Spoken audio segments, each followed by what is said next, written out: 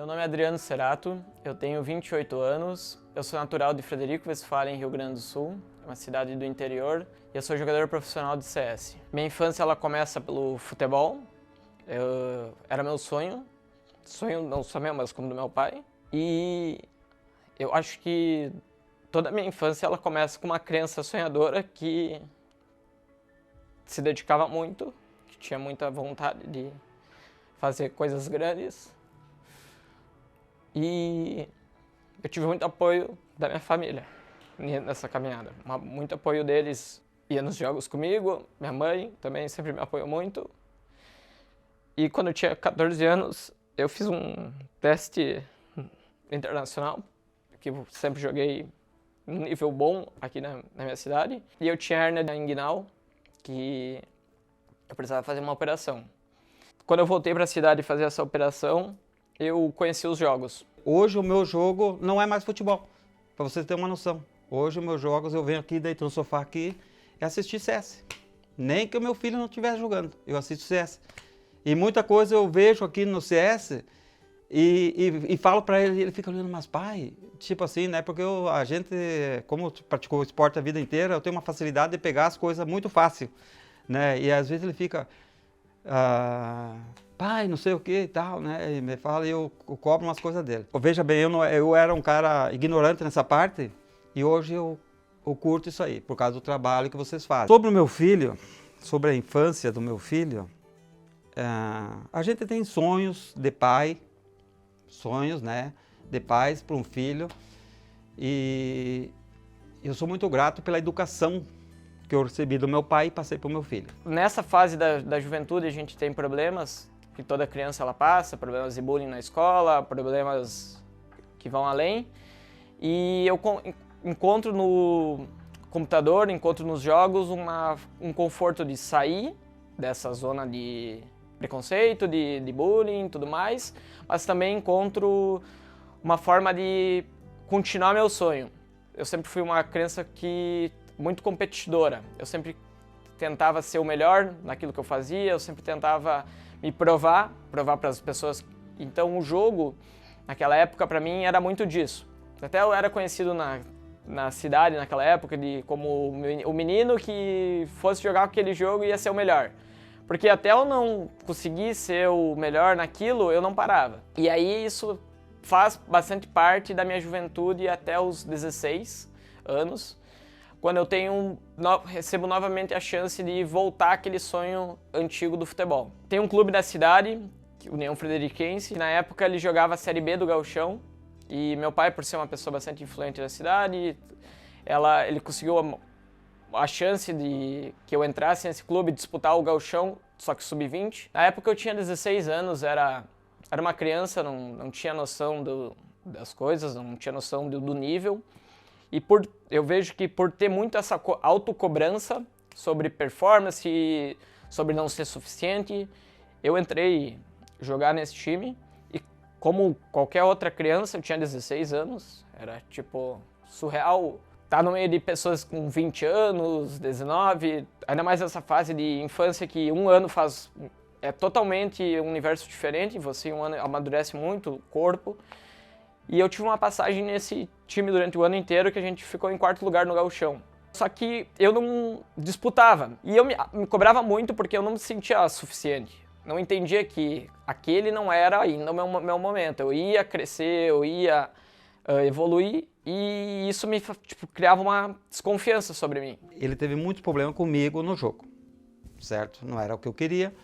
Eu pela ignorância, não saber como funcionava, você via o menino ali jogando 14 horas por dia, 12 horas. Não me deixava dormir de noite, porque ficava no computador ali e eu não dormia. E eu, 6 horas da manhã, no outro dia, 7 horas, eu tenho que estar de pé, trabalhando, né? Aí você não vê uma perspectiva, eu não via uma perspectiva no jogo. Mas eu também nunca proibi.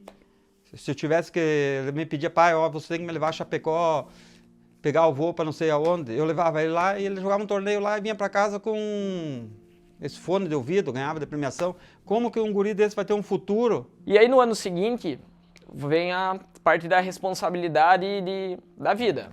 17 anos, começa a questão de faculdade, vai fazer faculdade, vai jogar futebol, vai trabalhar na empresa do pai, o que você vai fazer da sua vida. Eu acho que é uma fase que todo mundo passa, porque a gente não está preparado psicologicamente para fazer uma decisão dessa. Eu tomei a decisão de ir para a faculdade.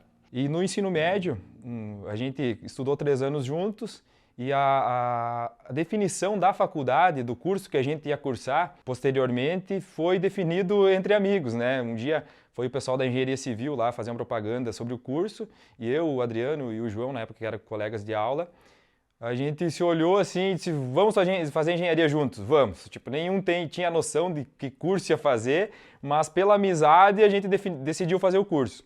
Hoje o Adriano não atua na área, está seguindo no CS, eu atuo na área, então o início que surgiu dessa maneira. Mas a faculdade foi um período bem bonito também que a gente iniciou junto. Na faculdade foram 5 anos convivendo diariamente, então ali a amizade ficou mais fortalecida ainda, né? Um aprendendo com o outro desde o início. E a faculdade ela foi uma escola assim, para a gente de amizade, com o Lucas, com o Adriano, com o João, com o Rafael, enfim, todos os amigos que eram da época aí, a gente se dava muito bem e foi muito bonito, muito bacana. Em paralelo à faculdade, eu trabalhava na empresa do meu pai. Então, o sonho de ser jogador de futebol já tinha ficado para trás, já tinha perdido tempo, já tinha perdido algumas coisas da minha vida, fizeram me afastar. Passo por 3 anos de faculdade e aí começa a jornada do Fallen, jornada do Zeus, jornada do Taco, dos jogadores que começaram a desbravar o mundo. E eu acompanhei aquilo porque eu já tinha jogado 1.6, já tinha jogado outros jogos, e eu me espelhei naquilo que eles estavam fazendo. Os caras conseguindo conquistar o mundo, conhecer e fazendo o que gosta. Eu, como tive a experiência antiga do esporte eletrônico, do CS 1.6 e ser semi-profissional, e também do futebol, que sempre foi o que eu almejei, pensei comigo, não, eu quero isso, eu posso entrar nesse universo, já tenho a característica de me cobrar muito, de querer ser o melhor, de correr atrás, comecei a querer alinhar tudo, mas no final das coisas eu estava perdido, porque eu queria estudar no meio da faculdade, eu queria jogar, ser competidor, porque eu tinha aquele espírito de competidor que nunca me apagou de antigamente, e eu ainda tinha a empresa do meu pai que eu cuidava e provavelmente um dia eu ia ser a pessoa responsável por continuar ela. Então essa fase da minha vida, ela foi muito difícil. Quem quer tudo, nada tem. Eu não fazia nada direito, eu não performava bem, mas nos jogos, em especial, eu sinto que para o que eu me tornei hoje, eu fiz algo meio que único. Eu sabia que eu tinha pouco tempo para treinar, sabia que aquele pouco tempo que eu tinha para treinar não seria o suficiente para chegar no nível que eu queria, então eu decidi encurtar caminhos. Não digo encurtar caminhos, mas otimizar a minha vida. Eu pegava um notebook, levava para a sala de aula e ficava jogando aimbots e vendo demo no meio da aula de engenharia. E para os professores que estavam vendo tudo aquilo, era surreal. Tipo, o que esse cara tá fazendo dentro da minha sala de aula com um notebook, jogando joguinho enquanto eu tô dando uma aula de engenharia civil. Isso não faz sentido. E aí as pessoas, naquela época, tinham muito preconceito. Jogos, eu já tava vivendo um preconceito em casa com jogos que ninguém entendia. Pô, tá entrando nos jogos por quê? Só que ninguém entendia que isso era, querendo ou não, era o sonho antigo de outra forma. Era uma nova forma de eu aplicar aquele sonho e representar aquilo para as pessoas que eu amava. E aí eu tinha dentro da sala de aula professores, amigos, conhecidos que tinham um preconceito muito grande sobre aquilo que eu fazia. Ele era um cara muito inteligente, mas era um cara que às vezes não levava caderno, né? Era um cara assim que não era dos mais dedicados. Mas por questão de jogo ele se dedicava muito. Eu já vi ele falando que virava a noite jogando e em vários momentos da aula ele estava com o note lá, atirando, né? Muitas vezes até no sábado de manhã, eu lembro muito disso, né? Sábado de manhã, o pessoal chegava todo mundo com sono na faculdade, lá aquela coisa, uns saíam, outros às vezes dormiam tarde por outros motivos. Ele estava com o note lá atrás, lá, jogando, né? Até o professor dava risada disso aí, né? Mas no final das contas deu certo, né? Por eu ter feito isso, eu evolui muito rápido profissionalmente, só que já com 20 anos. Já é uma idade muito mais avançada comparado com o que a gente tem hoje em dia E eu sentia que eu estava atrás. Então nessa fase da minha vida, para situar, eu comecei a trabalhar, estudar e jogar, só que por ter feito isso da faculdade e ter abdicado um pouco, eu subi muito rápido na escalada do CS. Então, 6 meses eu estava na NTZ, que era um time profissional do Brasil. Foi uma passagem rápida que eu recebi até do Gil, que foi uma pessoa que eu tenho muito carinho. A primeira pessoa que me deu uma oportunidade de falar, eu confio nele. E depois disso eu conheço os meus amigos que vieram comigo até hoje. Turtle, Kurgan, Léo God. O Woody, ele é tão genuíno que é muito fácil falar dele. Quem conhece o Adriano, com certeza sabe que é a mesma pessoa. Quem julga é a mesma pessoa. Tu treinar com ele, tu ter ele como companheiro, é a mesma coisa, é a mesma pessoa. Ele é um cara que ele pensa muito nos outros, que ele quer muito bem das pessoas. Quem tá com ele, companheiro de time, amigos. E isso faz ele ter todo o sucesso que ele tem, ele ser a pessoa que ele é. Porque assim, ele é um cara com uma índole incrível. Ele é um cara que não dá minhas palavras, que não deixa ninguém para trás, que não age de má fé com ninguém. E isso faz ele ser o líder que ele é, o capitão que ele é, uma pessoa respeitada, todo mundo respeita, companheiro. Isso causa um bem pro time que é sem tamanho. Por isso que todos os times que ele entra, a diferença é notável, é rápida. Cara, o Woody foi o irmão que o CS me deu. Eu conheci ele no início da minha carreira. E ele me ajudou muito a desenvolver meu jogo, a evoluir como jogador e como pessoa, aprendi muito com ele. E, cara, o que eu tenho pra falar pra você é que eu e todas as pessoas que te conhecem têm muito orgulho de quem você é, o jogador que você se tornou, a pessoa que você se tornou, e que você continue esse cara vitorioso, que você nunca deixe ninguém abalar tua confiança, que você saiba que sempre tem pessoas que te amam e estão torcendo sempre pelo seu sucesso.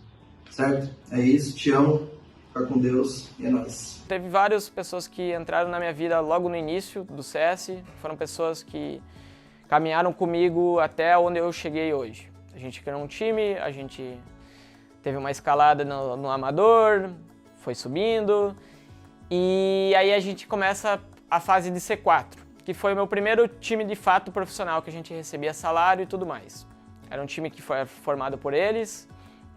Na época a gente não tinha estrutura alguma, recebia R$400, era um salário para dizer que recebia algo. E eu não tinha computador, o meu computador era um notebook que eu levava para a sala de aula, aquele mesmo notebook que eu usava para performar, assim, para estudar, era meu instrumento de trabalho. E eu acho que aquilo era uma realidade para todos nós. Só que a gente acreditava muito naqueles projetos, a gente acreditava muito naquilo que a gente estava construindo.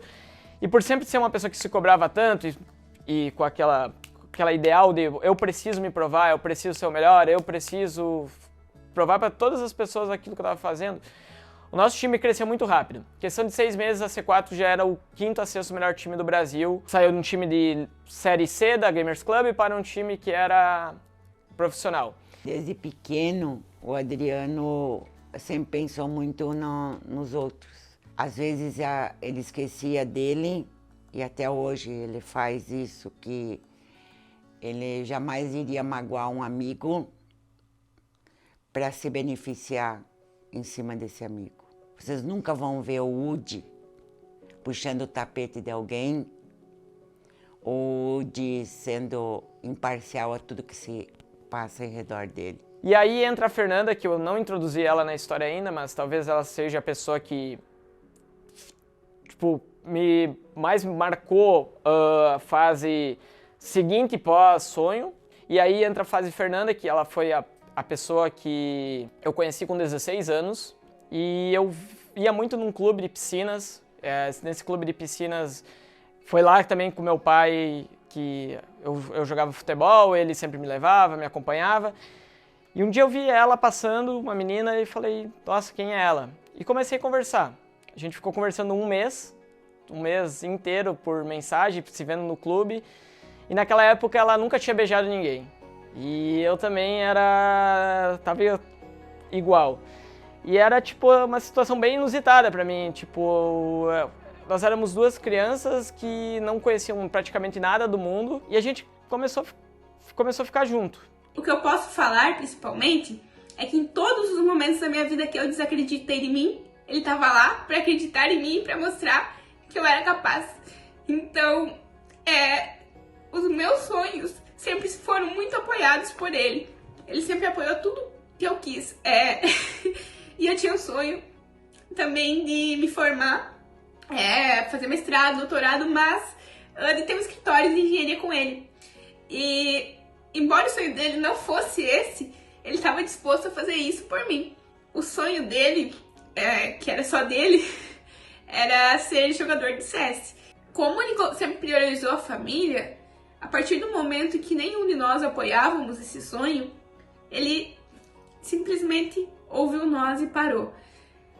Desinstalou o CS, parou de jogar e começou a focar no futuro da engenharia. Foi uma fase bem difícil porque no dia que eu recebi essa notícia eu estava indo para São Paulo disputar a final de um campeonato brasileiro contra a Fúria.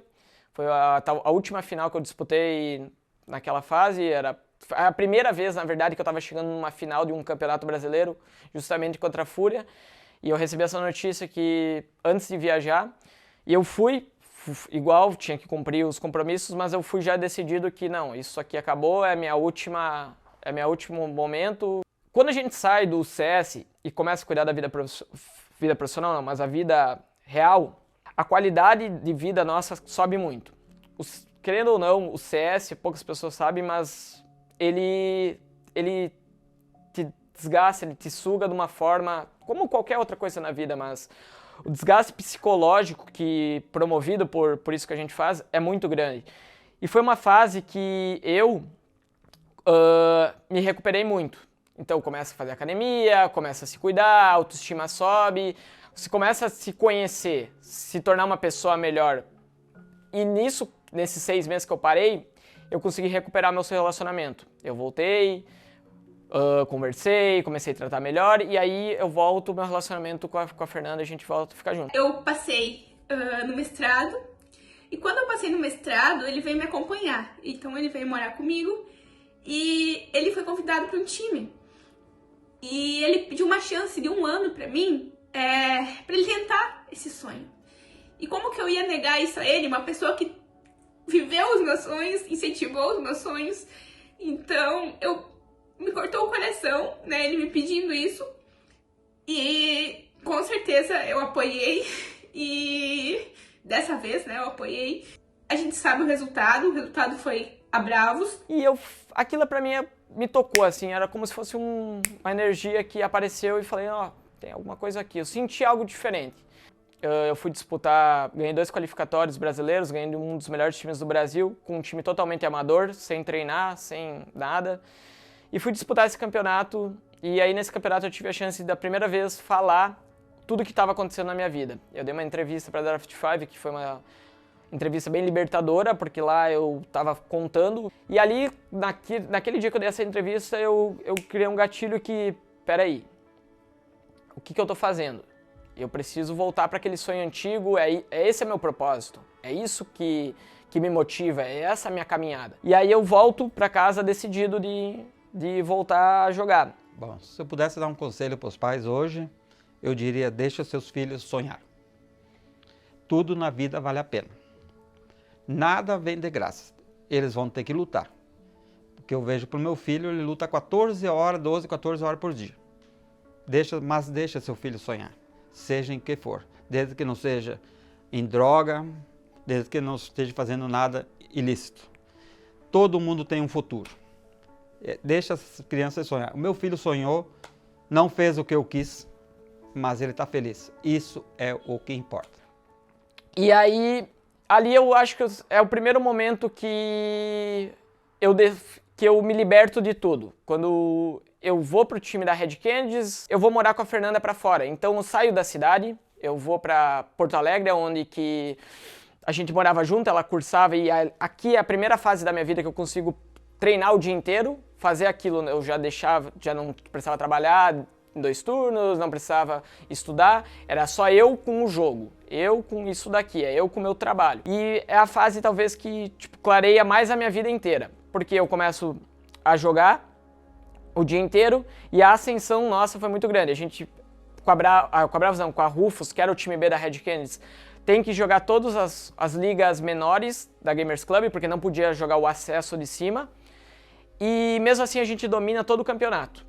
A gente ganha todos os jogos e no final do ano premiando um trabalho bem feito, a gente enfrenta o time principal. Então a gente é tirado do time A para jogar no time B, ganha de todo mundo no amador, vamos dizer amador, enquanto eles estão performando no time profissional. E aí Deus dá mais uma chance nossa. Agora é hora de tu provar que o teu valor, tu provar que tudo que tu lutou, tudo que tu fez, jogando contra eles no maior campeonato que tinha na nossa estreia. Então ali a gente venceu eles. A gente chegou lá no campeonato desacreditados pelos chefes, desacreditados, e vence o time deles e confirma que não, tem alguma coisa diferente nesses garotos, tem uma coisa diferente do Adriano. É muito louco porque aconteceu tantos altos e baixos. A gente é vendido para uma organização que ela dá um suporte, mas não é o suporte que realmente uma pessoa de alto nível mereça. Então a gente entra num projeto que ele é interessante, mas com várias adversidades por trás. Por um ano eu fiquei nesse projeto. Quando eu falo a gente é porque eu sempre gosto de mencionar quem estava do meu lado. E aí no final do ano eu falo o seguinte, não, eu preciso comandar esse projeto, eu preciso fazer as coisas começarem a dar certo, eu preciso que caminhe, que eu preciso liderar isso aqui de forma realmente efetiva. E aí a gente faz uma reformulação total na Bravos, que era o time da época, a gente faz uma reformulação total. E aí eu, de fato, começo a ganhar campeonatos, que foi um time que por 6 meses dominou o Brasil, e a gente ganhou todos os campeonatos que teve no Brasil, e era um time também que não tinha as melhores peças, mas tudo ali era sobre olhar as pessoas e acreditar nelas. E a gente conseguiu fazer isso muito bem, a gente não foi pro Major com aquele time da Bravos por muito pouco, e aí eu recebo a primeira chance da minha vida, uma chance que muda a carreira de qualquer pessoa, que é, para mim, a maior organização que tem de esporte eletrônico do Brasil. É a que tem a maior história, a maior torcida, que é o MBR. Eu, após vencer o segundo RMR, de 3 que foram disputados, e não classificar, recebo uma ligação do Apoca, que é uma lenda, e fala para mim, olha, a gente quer você aqui. No dia que eu recebi essa notícia, eu falei para Fernanda, e eu duvidei de mim, porque eu olhava para trás em tantas vezes eu tinha caminhado até o topo e caído, caminhado até o topo e caído, e sempre com aquela, eu preciso ser o melhor, eu preciso fazer as coisas. Eu pensei com ela, tipo, não vai dar certo, isso é um nível diferente, até aqui tá bom, tipo, o que eu fiz aqui tá, eu acho que a minha caminhada aqui, ela tá, e ela falou pra mim, não é possível que Deus pregou tantas coisas na tua vida para você não acreditar nisso agora. Você teve que se desafiar quando era criança, você teve que se desafiar na tua juventude, você teve que se desafiar depois no meio dela mais uma vez, e agora que as coisas começam, você não vai querer. E aí, a partir daí, eu também mudei um pouco a minha perspectiva e decidi me permitir. Não, eu vou para um time diferente, eu vou jogar com pessoas que são maiores que eu vou tentar liderar esse projeto. Só que eu tinha muita confiança nos meninos da época de Bravos, os meninos que estavam comigo, e não fazia sentido eu só sair para um projeto maior. Com isso eu conversei com a Poca de levar a base da Bravos, levar os meninos que estavam comigo, e a gente construiu uma coisa diferente com uma filosofia, a mesma filosofia que eu tinha no passado, mas em uma org maior, que acreditassem. E eles acreditaram. E foi a nossa caminhada que culminou no final da classificação para o Major. Acho que tenho muito carinho pelo projeto MBR, por ter levado a base da Bravos, por ter dominado o cenário americano, que para mim foi... Eu sempre acompanhei o Fallen, a história dele, o que ele construiu. Então, ter feito coisas parecidas no cenário americano e depois, no final, ter classificado para o Major foi uma experiência que... Aprendizado primeiro, mas de autorreflexão, mas de certeza que tudo que eu tinha feito até aquele momento tinha valido a pena. E só que pra mim a história não tinha terminado ainda. Mesmo que depois o Major tenha sido removido da equipe, aquilo era mais um capítulo que Deus estava pregando na minha história. Entre tantos outros que eu contei aqui pra vocês, era só mais um capítulo e eu precisava ter a mesma mente de antes. Eu criei um projeto então, e comecei a apresentar para todas as orgs. Eu vou montar o projeto, esse é o projeto Wood, é o meu projeto derradeiro, assim, é o final. eu vou apresentar para o máximo de organizações. Quem comprar ele, eu tenho certeza que eu vou estar no Major, porque no final eu vou aplicar a mesma filosofia que eu tive na minha vida inteira e mesmo com todos os problemas eu cheguei até aqui. Apresentei e o Fluxo foi a primeira org que se interessou. Salve, salve, Lucas aqui. Falar aqui um pouco do Woody. Ele foi um cara muito importante na minha carreira.